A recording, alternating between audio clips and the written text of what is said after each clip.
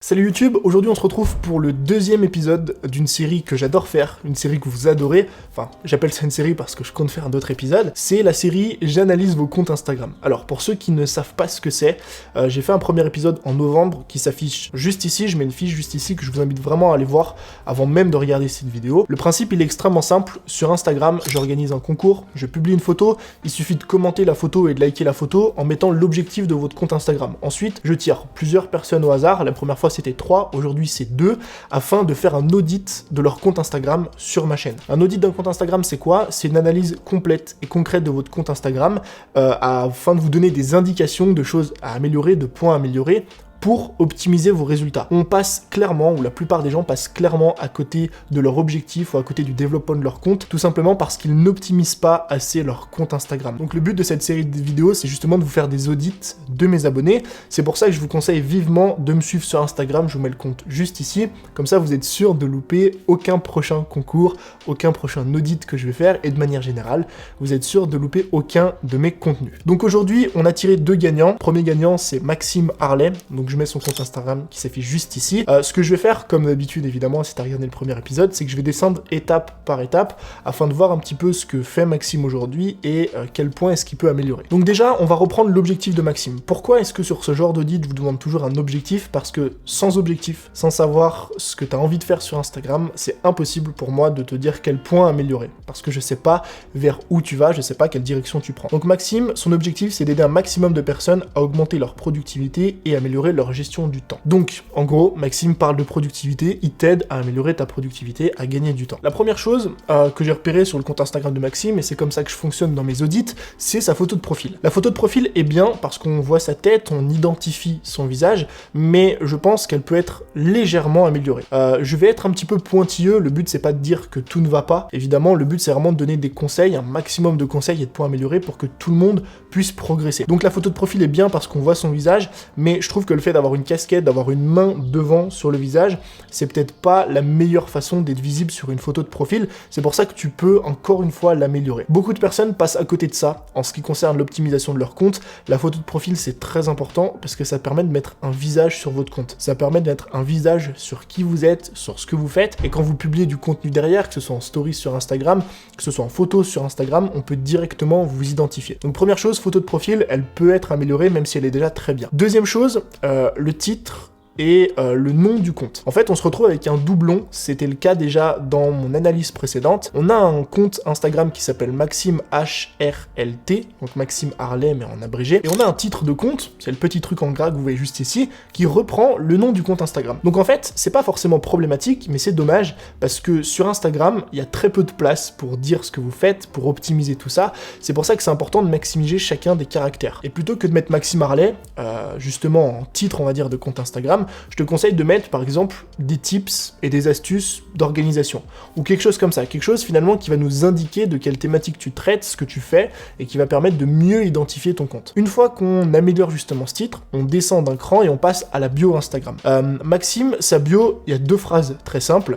J'aime bien la productivité, on en parle ensemble, et ensuite passe à l'étape supérieure. Donc passe à l'étape supérieure, c'est en fait un call to action pour télécharger sa formation offerte. La première phrase, elle est bien parce qu'elle indique en fait que tu parles de productivité et que tu veux en parler avec nous, donc c'est cool parce que tu introduis justement le sujet de ton compte Instagram, mais cette phrase, elle peut être forcément améliorée avec une chose toute simple, c'est le bénéfice direct qu'on va en tirer. Donc en gros, plutôt de mettre quelque chose du genre « j'aime bien la productivité, on en parle ensemble », pourquoi pas mettre « je vais t'apprendre à être plus productif afin de maximiser ton temps, afin d'économiser ton temps, afin de travailler plus intelligemment, afin de te libérer du temps ». Ça, c'est vraiment les différents bénéfices que tu peux avoir en ce qui concerne la productivité. Tu peux être moins stressé, tu peux économiser du temps, tu peux gagner du temps, tu peux gagner en liberté aussi, tu peux gagner en simplicité, et je trouve que ta phrase, ta première phrase d'accroche manque justement ce fameux bénéfice, cette fameuse émotion en fait qu'on va venir chercher sur ton compte. Ensuite, deuxièmement, le call to action. Avoir un call to action pour capturer un email sur Instagram, surtout quand on a un business, c'est sûrement l'une des choses les plus importantes que vous devez faire. Pourquoi? Parce qu'Instagram, c'est un réseau social, ça vous permet d'attirer du trafic. Maintenant, ce trafic, il va falloir en faire quelque chose. Et justement, capturer les emails, c'est ce qui va vous permettre derrière de construire une base de données et pourquoi pas de vendre vos produits, vos coachings ou vos formations. Donc, la formation offerte, je suis allé la voir, j'ai cliqué sur la page, c'est une formation offerte d'1 heure. Ce qui est dommage, justement, c'est que tu sois pas assez explicite dans ton call to action. Là, tu nous dis, passe à l'étape supérieure, donc en gros, télécharge notre formation offerte, mais malheureusement, on va pas forcément comprendre ce qu'on va pouvoir en tirer. Passe à l'étape supérieure, pour beaucoup de personnes, ça veut tout et rien dire à la fois. Même si pour toi, c'est quelque chose qui est clair, parce que c'est ta formation, tu sais ce que tu vas offrir, il faut que ce soit un maximum explicite pour donner envie aux gens, justement, d'accéder à la formation. Donc, il te suffit de tout simplement reprendre ce que tu as déjà mis dans ta page de capture, par exemple, clique ici pour télécharger 1 heure de formation offerte sur la productivité. Ou alors, clique ici pour devenir plus productif en moins d'1 heure. Là, tu as une phrase qui va être explicite et crois-moi que ton taux de conversion il va s'améliorer. On descend d'un cran en dessous, les stories à la une, je vais les passer rapidement parce qu'elles sont très bien, les différentes thématiques qu'on traite de manière générale en productivité, et on a un code couleur qui est très bien respecté, donc tout ça pour moi c'est bon. Maintenant, on va passer au feed. Alors, le feed, j'ai vu que tu avais essayé de faire quelque chose, c'était de mettre une triplette à chaque fois. Donc une triplette de photos, une triplette d'IGTV. Alors ça, faut faire attention. Pourquoi? Parce qu'en fait, sur Instagram, on cherche quelque chose de visuel. On cherche de la diversification, pardon.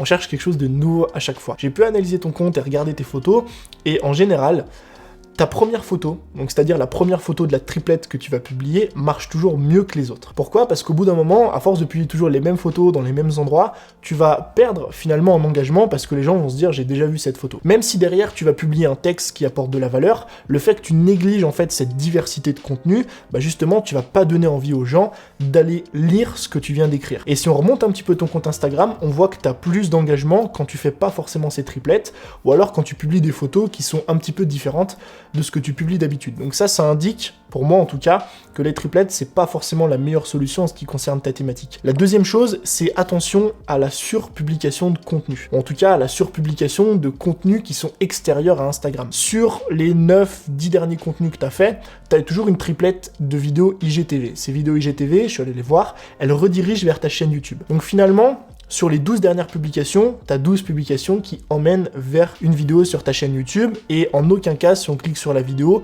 on a des conseils qui sont directement applicables depuis Instagram. Ce qu'il faut comprendre, c'est qu'aujourd'hui, plus tu gardes ton audience sur la plateforme, plus ça va être intéressant pour toi. Je te dis pas de pas publier du contenu extérieur, par exemple, d'indiquer que tu viens de publier une nouvelle vidéo YouTube, d'indiquer que tu viens de publier une nouvelle vidéo IGTV ou quoi que ce soit, parce que c'est très important. Mais attention de ne pas le faire dans 100% des cas. Parce qu'encore une fois, j'ai fait une petite analyse de ces vidéos IGTV, donc sur ton feed, sur tes publications, c'est des vidéos qui génèrent très peu de commentaires, qui font très peu de vues. Pourquoi? Parce que tout simplement, ta vidéo consiste à sortir de la plateforme. Alors que les photos que tu publies, sur lesquelles tu rédiges, tu donnes des conseils, t'apportes de la valeur à ton audience, elles génèrent plus d'interactions. On passe de 0, 1 commentaire à parfois 7, 8, 9, 10, ce qui est pas mal par rapport à l'audience que tu as aujourd'hui, et ça nous montre en fait que c'est plus intéressant pour toi de garder les personnes sur Instagram. Donc ce que je te conseille de faire, c'est de temps en temps de publier du contenu extérieur, c'est-à-dire de dire aux gens, je viens de publier une nouvelle vidéo YouTube, je viens de publier une nouvelle vidéo IGTV, mais si tu peux le faire, privilégier de publier du contenu natif sur Instagram. C'est-à-dire par exemple reprendre, admettons tu viens de faire une vidéo dans laquelle tu donnes 3 conseils, reprendre ces 3 conseils et les publier sous la forme d'un post Instagram. Ou alors si tu as envie de gagner en productivité parce que c'est ta thématique, publier ces 3 conseils sur 3 jours différents avec un conseil par jour. Comme ça, tu vas pouvoir donner directement de la valeur à ton audience, et à la toute fin de ce post, t'indiques par exemple que ce conseil a été tiré d'une de tes vidéos YouTube, que t'invites justement les personnes à aller voir. Donc voilà en ce qui concerne l'audit du compte de Maxime.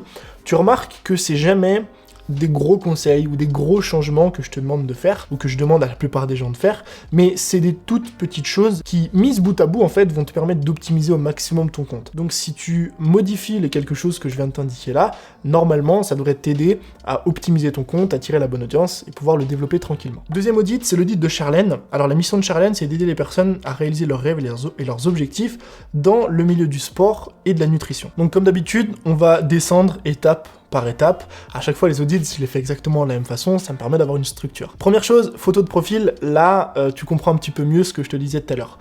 On a une photo, certes, qui est très jolie, mais une photo qui est de dos. Elle est de dos, et en plus d'être de dos, elle est de très loin, donc forcément, c'est pas reconnaissable. Si moi, j'arrive sur ton compte, que je vois ta story passer, que je vois ta photo de profil passer quelque part, je vais pas forcément te reconnaître, Et encore une fois, c'est très important d'optimiser ça quand on a envie d'optimiser son compte Instagram. Deuxième chose, même problème que Maxime, comme je te l'ai dit tout à l'heure, c'est un truc que je vois beaucoup sur Instagram, c'est qu'on a un doublon au niveau du compte et au niveau du titre. On se retrouve avec un nom de compte Instagram qui est Charlène Plajordan, crois, et un titre de compte Instagram qui est exactement le même. Là, encore une fois, je te conseille de changer ton titre et de le relier, en fait, finalement, par rapport à ce que tu fais sur Instagram. Si, par exemple, t'es coach, et tu l'es parce que c'est écrit juste en dessous, je te conseille de le mettre en titre, parce que comme ça va permettre à une personne qui arrive sur ton compte de savoir directement, dès la première ligne, ce que tu fais. On descend juste en dessous, et on a une sorte de citation qui est Enjoy Good Life. Je trouve que ce genre de citation, ça peut être intéressant, c'est un petit peu les valeurs que tu as envie de transmettre sur ton compte Instagram,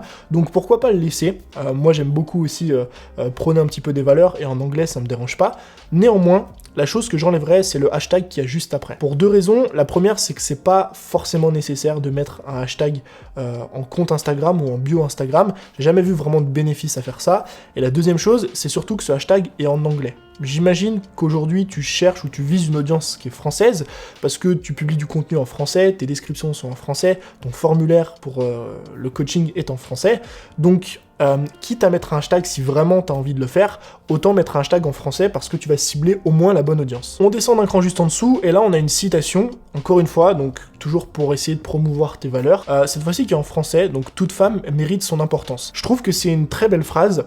Moi néanmoins, c'est juste ma vision personnelle, j'ai du mal à comprendre vraiment en fait ce que ça veut dire mérite son importance. J'essaierai pourquoi pas de publier, de transmettre quelque chose, encore une fois, de plus explicite par rapport à ce que tu as vraiment envie de transmettre. Parce que toute femme mérite son importance, c'est une évidence, mais c'est quelque chose qui reste quand même extrêmement vague. Étant donné que toi, t'es dans la nutrition, dans l'entraînement, tu pourrais mettre quelque chose du genre toutes les femmes méritent d'avoir un corps dans lequel elles se sentent bien. Je trouve que ça correspond beaucoup plus, alors je connais pas évidemment tes valeurs, mais je trouve que ça correspond beaucoup plus à ta thématique, parce que tu deviens plus spécifique en fait dans le côté un petit peu nutrition, le fait de retrouver une santé et un corps qui nous plaît vraiment. Et maintenant on va parler de tout le reste, donc le coaching en ligne avec l'email juste à côté, les hashtags qu'il y a juste en dessous et le formulaire d'info. Ce que je te conseille de faire, parce qu'on l'a vu précédemment, les hashtags c'est pas nécessaire, surtout s'ils sont en anglais, étant donné que ton audience est en français, et juste au-dessus donc des hashtags, t'as coaching en ligne avec ton email à côté. Sauf qu'en dessous, t'as un formulaire. T'as un formulaire, je suis allé le voir, c'est un formulaire qu'il faut remplir justement pour accéder à tes coachings, pour avoir un bilan offert en fait, un bilan de nutrition, entraînement offert. Donc on se retrouve encore une fois avec un doublon d'informations.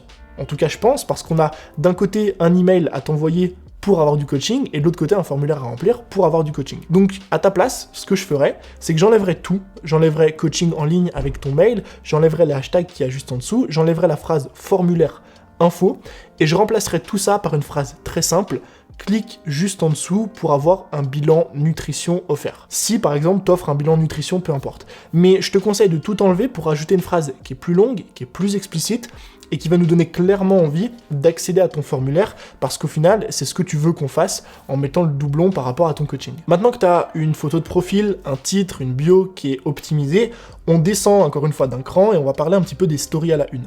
Les stories à la une peuvent clairement être améliorées dans le sens où aujourd'hui ton audience, celle que tu as envie de viser, c'est des personnes qui ont envie d'atteindre un certain objectif en ce qui concerne le sport, la santé, la nutrition. Donc forcément, qui dit sport, santé, nutrition, dit différentes thématiques. On a l'alimentation, les recettes, on a les repas, on a les entraînements, on a tout un tas de choses différentes. Dans les entraînements, tu as des entraînements fessiers, si tu t'adresses aux femmes, tu as des entraînements haut du corps, bas du corps, cardio, ce que tu veux.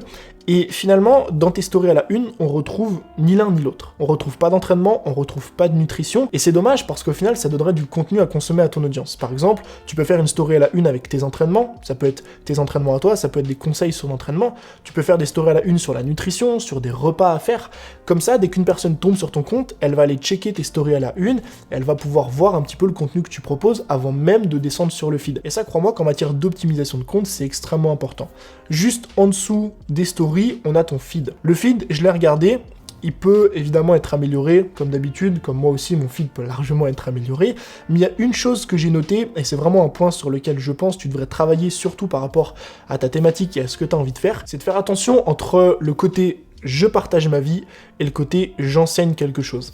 En fait, aujourd'hui, il faut bien faire la distinction sur Instagram entre le fait de juste montrer sa vie, poster une photo de nous avec une citation et le fait d'enseigner quelque chose aux gens. Par rapport à ta thématique, par rapport à ton objectif, qui est de vouloir coacher des personnes, leur permettre d'atteindre leurs objectifs physiques, leurs objectifs sportifs, je pense que tu devrais avoir une part un peu plus importante de valeur de conseils. Parce que beaucoup de photos que tu publies sont des photos de toi, d'entraînement, d'extérieur, de ton chien, de positivité, peu importe, de repas, mais c'est des photos à chaque fois dans lesquelles on trouve pas forcément beaucoup d'informations pratiques en ce qui concerne ta thématique.